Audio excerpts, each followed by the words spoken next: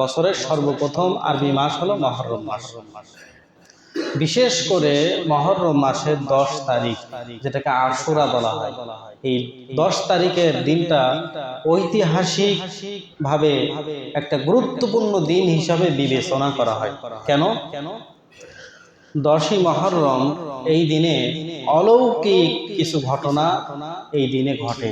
যেমন আদম আলাইহিস সালাতু ওয়াস সালামকে আল্লাহ তাআলা যখন দুনিয়ায় পাঠিয়ে দিয়েছিলেন, তখন আদম ও হাওয়া আলাইহিস সালাম, আদম আলাইহিস সালাম আল্লাহর কাছে তওবা করেছিলেন। কি বলেছিলেন?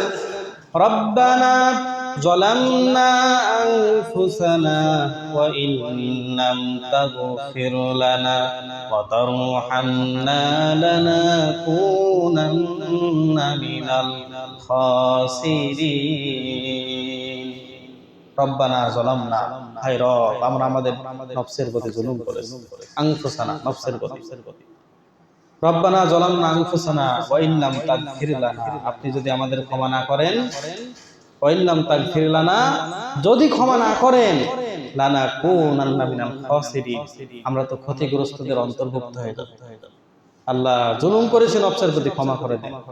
হযরত আদম আলাইহিস সালাম এই তওবার দোয়া পড়তে পড়তে পড়তে পড়তে পড়তে আল্লাহ পাক রব্বুল আলামিন যেই দিন আদম আলাইহিস সালামের তওবা কবুল করলেন, ওই দিন ছিল 10 তারিখে মুহররমের দিন। সুবহানাল্লাহ। মুহররম মাসের 10 তারিখ ছিল আশুরা। ফেরাউন তার দলবল নিয়ে মুসা আলাইহিস সালাম তার সঙ্গীদেরকে দুনিয়া থেকে শেষ করে দেবে, তাদেরকে মেরে দুনিয়ার থেকে চিরবিদায় করে দেবে। ফেরাউন অস্ত্র সজ্জিত বাহিনী নিয়ে মুসা আলাইহিস সালামকে ধাওয়া করেছেন। মুসা আলাইহিস সালাম তার উম্মত অনুসারী নিয়ে যখন নদী পার হবেন, আজ দৌড়াতে দৌড়াতে যখন সামনে নদী এসে পড়লো, নদীতে এসে দেখে নদী পার হওয়ার মতো কোনো উপায় উপকরণ নেই, কোনো জাহাজ নেই, নৌকা নেই। তখন সাথী সঙ্গীরা বললেন, ইন্না আলা মুদরিকুন, আমরা তো ধরা পড়ে গেলাম, আমরা তো ধরা পড়ে যাব, ধরা পড়ে গেলাম আমরা কিছুক্ষণের মধ্যে, ভয় পেয়ে। মুসা আলাইহিস সালাম বললেন, কাল্লা সায়াহাতি, কখনো নয়, যে আল্লাহর হুকুম আমরা মানি, যে আল্লাহর উপরে বিশ্বাস আমরা করেছি, সে আল্লাহ অবশ্যই আমাদের পথ দেখাবেন। সুবহানাল্লাহ। কিছু নেই নদী পার হওয়ার, কিন্তু ঈমান ছিল, আল্লাহর প্রতি ভরসা ছিল, বলেছিল না, কখনো নয়, আল্লাহ পথ দেখাবে। আল্লাহ তাআলা হুকুম দিলেন, লাঠি দিয়ে আঘাত করো। দরিয়ার আঘাত করলো, 12টা রাস্তা হয়ে গেল। সুবহানাল্লাহ। পানির ভিতর দিয়ে রাস্তা হয়ে গেল। মুসা আলাইহিস সালাতু ওয়াস সালাম তার উম্মতদের নিয়ে দরিয়া পার হয়ে ওপারে যখন চলে গেল, ফেরাউন কুলের কিনারায় চলে আসলো, দেখলো রাস্তা, আশ্চর্য অলৌকিক রাস্তা, কোনোদিন দেখা যায় না। ফেরাউন নির্দেশ দিল, চলো রাস্তা দিয়ে আমরা সবাই যাই, ধরতেই হবে তাদের। রাস্তা দিয়ে চলা শুরু করলো। দরিয়ার মাঝখানে যখন আসলো, আল্লাহ পাক রব্বুল আলামিন দরিয়াকে হুকুম দিলেন, মিলে যাও। দুই পাশে বিশাল বিশাল পানির বহর। সৈন্যরা, ফেরাউন এবং তার সৈন্যরা যখন মাঝ পথে ছিল, তখন তাদের উপরে পানি চেপে বসলো। পানিতে ডুবে সবাই মারা গেল, ফেরাউনও মারা গেল, ফেরাউনও মারা গেল। আল্লাহ বলেন, ফেরাউন, তুই বলেছিলি আনা রব্বুকুমুল আলা, আমি হলাম সব থেকে বড় রব। অহংকার করেছিলি, বলেছি রব আবার কি, আমি তো রব। আল্লাহ বলেন, তোকে এমন শাস্তি দিলাম, দরিয়ার ভিতরে চুবায় চুবায় মারলাম, মাছে খেয়ে ফেলবে, পানিতে শরীর নষ্ট হয়ে যাবে, মানুষের উপদেশ গ্রহণ করতে একটু দেরি হয়ে যাবে। আল্লাহ তাআলা বলেন, তোকে মাছেও খাবে না, তোর শরীর নষ্টও হবে না। আমি আল্লাহ পাক রব্বুল আলামিন কিয়ামত পর্যন্ত তোকে সুটকি বানায় রাখবো, যাতে করে দুনিয়ার তোর মতো ফেরাউন আর নমরুদের মতো যারা জালেম আসবে, অত্যাচারী আসবে, ওই অত্যাচারী আর জালেমরা যেন তোকে দেখে শিক্ষা গ্রহণ করতে পারে।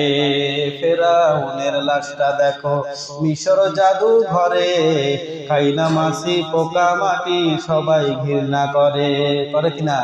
সবাই ঘৃণা করে। ফেরাউন অনেক জ্বালানো জ্বালাইছি, এখন ছুটকি হয়ে রয়েছে। এটা নিদর্শন। তাহলে ফেরাউন, তাহলে আমি যেটা বলছিলাম যে মুসা আলাইহিস সালামকে যেই দিন আল্লাহ তাআলা ফেরাউনের কবল থেকে নাজাত মুক্তি দিয়েছিলেন আর ফেরাউন বাহিনী ডুবে গিয়েছিল, ওই দিন ছিল 10 মুহররম। 10 মুহররম নবীজি সাল্লাল্লাহু আলাইহি ওয়াসাল্লাম মদিনায় গেলেন। যাওয়ার পরে শুনলেন ইহুদিরা রোজা রাখে। নবীজি ইহুদিদের ডাকলেন, তাই তোমরা কি জন্য রোজা রাখো? তারা বলল যে আমরা রোজা রাখি কারণ আমাদের নবী মুসা আলাইহিস সালামকে আল্লাহ তাআলা 10 মুহররমে ফেরাউনের কবল থেকে নাজাত মুক্তি দিয়েছিল, তার শুকরিয়া স্বরূপ আমরা 10 মুহররমে একটা রোজা রাখি।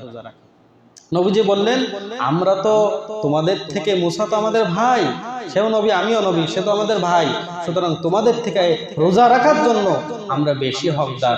সুতরাং নবীজি বললেন তোমরাও 10 মুহররমে রোজা রাখবে, তবে ইহুদিদের সাথে যেন মিলে না যায়, এজন্য 10, 11 অথবা 9, 10, 9, 10 দুইটা রোজা রাখবে।